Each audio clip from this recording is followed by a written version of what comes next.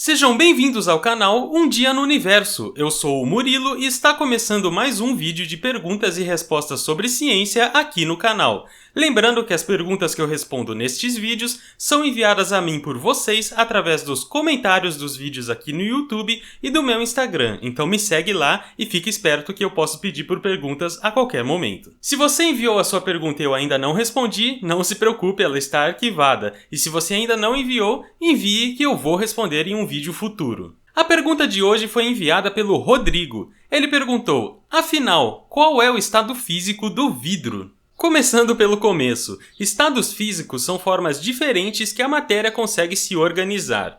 Por exemplo, nos sólidos, as partículas que constituem um corpo estão muito próximas entre si e interagem com muita força, fazendo com que não haja movimento entre as partículas. Tem uma figura aqui que vai ajudar eu a ilustrar melhor para vocês o que eu quero dizer. Já nos líquidos, existe interação entre as partículas, só que essa interação é de menor intensidade, então elas conseguem se movimentar naquele corpo, fazendo com que ele tenha fluidez. E nos gases, essa interação é menor ainda, de menor intensidade ainda. Então as partículas conseguem se movimentar com maior velocidade e conseguem ficar mais esparsas entre si, mais espalhadas pelo ambiente em que aquele gás ocupa. E isso é o que diferencia um sólido de um líquido de um gás. E esses são os três estados físicos da matéria mais conhecidos, mas existem outros, como o plasma, por exemplo. Por conta dessas diferenças em relação à organização das partículas que constituem um corpo, este corpo vai responder de forma diferente a esforços externos se ele for um sólido, ou um líquido, ou um gás. No século XVII, dois grandes cientistas estudaram o comportamento mecânico de diferentes tipos de materiais, os sólidos e os fluidos, e nesse caso, nos fluidos a gente inclui os líquidos e os gases.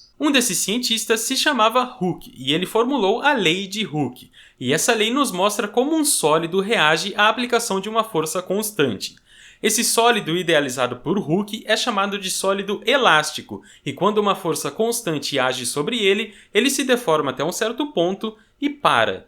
E essa deformação do sólido é diretamente proporcional à intensidade da força.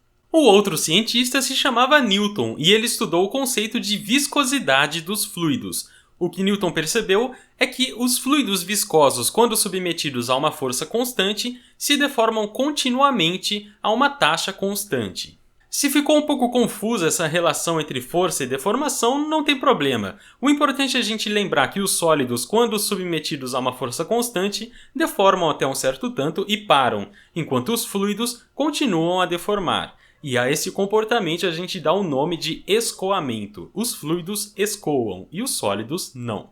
Então, uma das formas da gente compreender qual é o estado físico do vidro é através do seu comportamento em relação ao escoamento. Será que os vidros escoam? Claro, estamos falando de temperatura ambiente. Em altas temperaturas, o vidro pode escoar e por isso que ele pode ser deformado e conformado nos formatos que a gente quiser. Mas será que a temperatura ambiente o vidro também escoa, só que em uma taxa muito menor? Essa pergunta começou a ser levantada quando começaram a analisar os vidros de vitrais e janelas de catedrais muito antigas da Europa. Essas catedrais foram construídas séculos atrás e elas apresentavam um vidro com espessura maior na parte de baixo do que na parte de cima, sugerindo que este vidro que ficou centenas de anos de pé teve um escoamento e fez com que sua massa fosse direcionada para baixo por conta da gravidade, o que seria um comportamento de um fluido. Mas alguns estudos acabaram descartando essa hipótese. Por exemplo, estudando vidros de lente de telescópios que também são muito antigos, aí com 4, 5 séculos de idade, foi-se constatado que não havia nenhum tipo de deformação nessas lentes. As lentes de telescópio, claro, têm que ter um formato muito regular para que ela possa captar e deformar a imagem, fazendo o aumento da forma correta. E nenhum tipo de desvio nessa interação do vidro com a luz foi detectado. E uma mudança no formato do vidro traria deformações na imagem captada por esse telescópio. Então os vidros do telescópio não escoaram. E os vidros das catedrais provavelmente também não. O que se sabe é que hoje a nossa tecnologia de fabricação de vidro é muito superior do que era na Idade Média, por exemplo, e nós conseguimos fazer vidros planos quase perfeitos. Só que na época era muito mais difícil, então os vidros, as chapas de vidro, tinham uma espessura variável. E o que acontece é que essas chapas de vidro, essas lâminas de vidro, foram cortadas e quem assentou esses vidros ali nos vitrais e nas janelas acabou colocando a parte mais espessa sempre voltada para baixo, provavelmente para ter alguma regularidade em relação à luz que chegava e atravessava esses vitrais, para não ficar cada parte com cada pedaço de vidro com a parte mais espessa voltada para cada lado. Foi colocado tudo voltado para baixo. Então, em relação ao seu comportamento mecânico, ou seja, a resposta que o vidro dá à atuação de uma força, ele reage como um sólido. E ele é realmente um sólido, só que o vidro é um sólido especial, um sólido diferente, porque ele é um sólido amorfo. Como eu disse anteriormente, os sólidos possuem átomos ou moléculas que estão fortemente ligados entre si, e isso impede o movimento de um átomo em relação ao outro, e o vidro realmente se comporta dessa forma. Só que a forma com que os átomos que constituem o vidro estão organizados é completamente irregular, o que o diferencia de um sólido cristalino. A partir de agora eu vou falar exclusivamente de átomos, porque é mais fácil de compreender, mas isso também se aplica a materiais compostos de moléculas e de íons.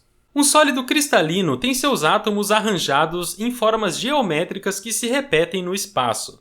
Ou seja, quando um sólido cristalino se forma, os átomos começam a fazer ligações em padrões regulares que se repetem, e a partir de várias e várias repetições se forma o cristal. Um exemplo de sólido cristalino são os metais. Os metais possuem esse arranjo atômico que se repete regularmente, indefinidamente, para formar o material.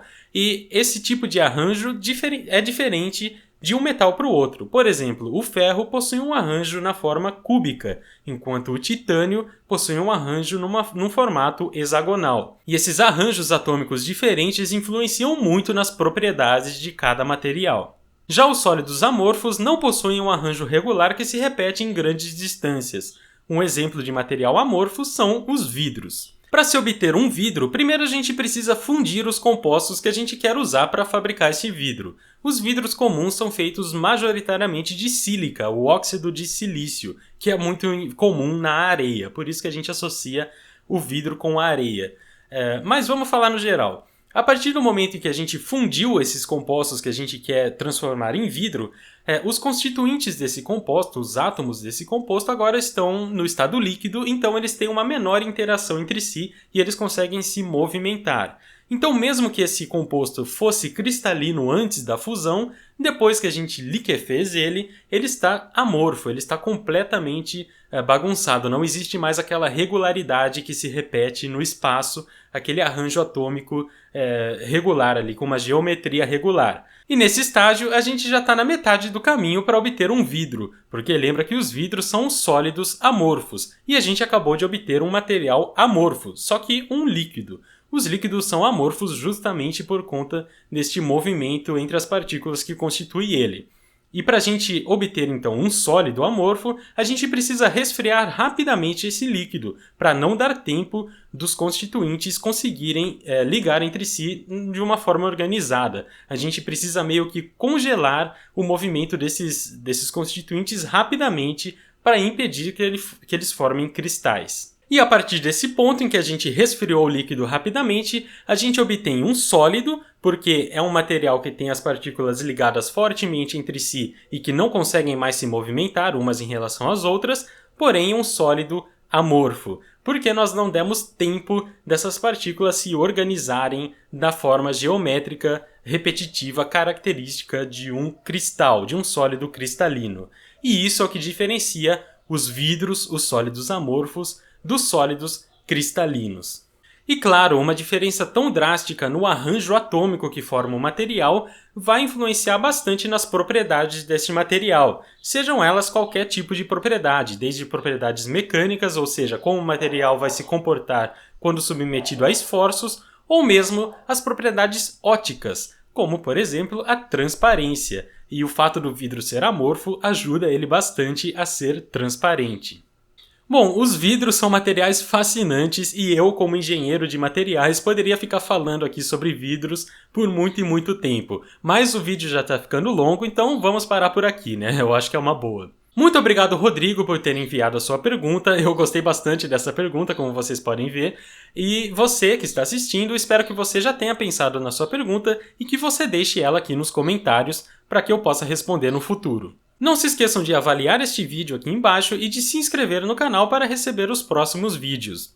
E caso você queira, a melhor forma que vocês têm de me ajudar é compartilhando este vídeo em suas redes sociais. Então eu agradeço muito a quem puder fazer isso. Muito obrigado a todo mundo que assistiu e até a próxima!